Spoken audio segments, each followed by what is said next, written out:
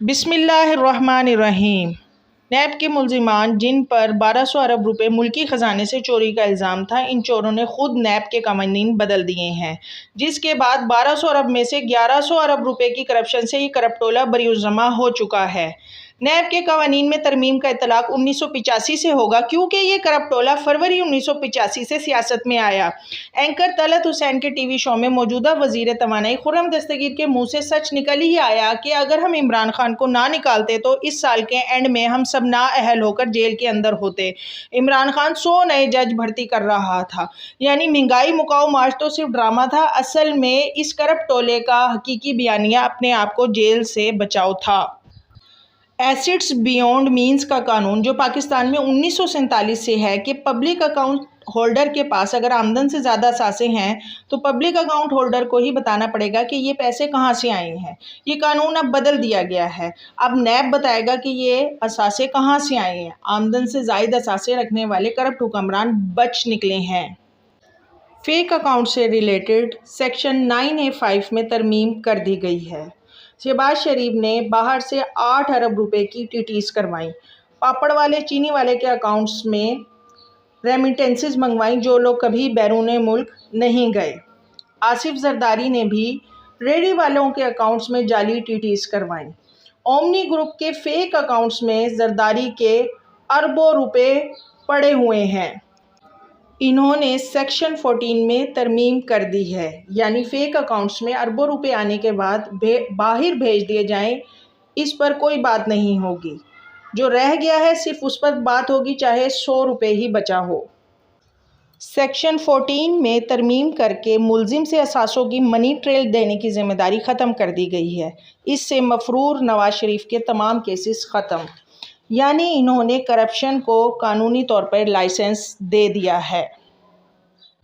Section 21G کے مطابق باہر پڑے ہوئے اربوں خربوں کے اثاثوں کی انفارمیشنز جو باہر سے آئیں گی وہ قابل قبول نہیں ہوں گی۔ پاناما پیپرز میں یہ سامنے آیا تھا کہ لندن میں جو 4 مہنگے ترین اپارٹمنٹس ہیں، جن 2 کمپنیوں کے نام پر ہیں، ان کمپنیوں کی اصل مالکہ مریم نواز ہے۔ یہ برٹش ورجن آئرلینڈ نے پاکستان کی GIT کو خط لکھ کر بتایا تھا۔ اب اس لیٹر کی کوئی اہمیت نہیں، یعنی مریم نواز کا کیلیبری فونٹ والا کیس بھی خارج ہوا۔ مزید ترمیم یہ کی گئی ہے کہ فیک اکاؤنٹس میں موجود پیسے کو اب نیب ناجائز ثابت کرے گا۔ فیک اکاؤنٹس میں پیسے بھیجنے والے اب بریالزمہ ہیں۔ مزید ترمیم یہ ہے کہ دوران تفتیش ملزم اپنے اثاثے فروخت کر سکتا ہے۔ تھرڈ پارٹی انٹرسٹ کی وجہ سے اب اثاثے ریکور نہیں ہوں گے۔ سیکشن 23 کے مطابق نیب کسی جگہ کو جیل یا پولیس اسٹیشن ڈکلیئر نہیں کر سکتا، یعنی گواہوں کو جو تحفظ دیے جاتے تھے وہ سب ختم ہوئے۔ سیکشن 5U کے مطابق سرکاری عہدیداروں کے ساتھ مل کر کرپشن کرنے والے عام شہریوں کا نام مقدمات سے خارج ہوگا، یعنی سرکاری عہدیداروں کے ساتھ فرنٹ مین اور ایجنٹس کو تحفظ دے دیا گیا ہے۔ مزید ترمیم یہ ہے کہ مفاد عامہ کے کیسز میں متاثرین کی حد مقرر کر دی گئی ہے۔ 100 لوگ متاثر ہوں گے تو کیس درج ہوگا۔ اس سے خواجہ سعد رفیق کا کیس ختم ہوا، کیونکہ اس میں 76 متاثرین تھے۔ سیکشن 4 کے مطابق ریگولیٹرز اور بیوروکریسی کے بددیانت فیصلوں کو مکمل تحفظ دے دیا گیا ہے۔ راجہ پرویز اشرف اور شاہد خاقان عباسی کے کیسز بھی اب ختم ہوئے۔ سیکشن 5E کے مطابق بے نامی دار کی تعریف بدل دی گئی ہے۔ کرپٹ افراد اپنے بیوی بچوں اور قریبی رشتہ داروں کے نام پر جائیدادیں بنا سکتے ہیں۔ ملک سے پیسہ چوری کر کے جو باہر بھیجا جاتا ہے اسے منی لانڈرنگ کہتے ہیں۔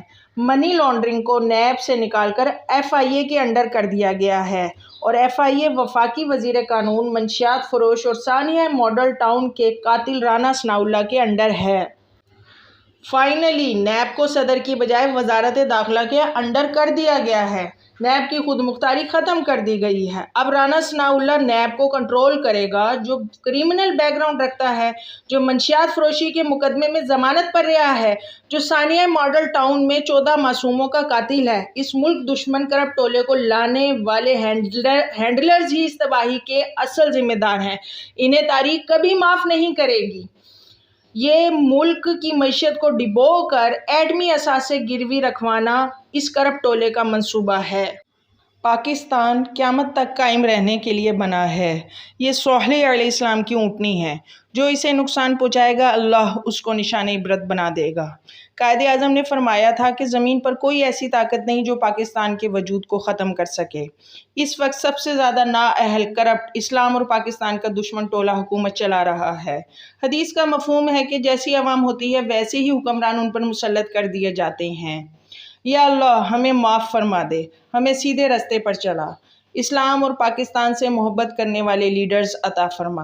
آخر میں سب یہ دعا ضرور پڑھیں، اللہم انا نجعلک فی نحورہم ونعوذ بک من شرورہم۔ اے اللہ، بے شک ہم ان دشمنوں کے مقابلے میں آپ کو کھڑا کرتے ہیں اور ہم ان کے شر سے آپ کی پناہ مانگتے ہیں، آمین۔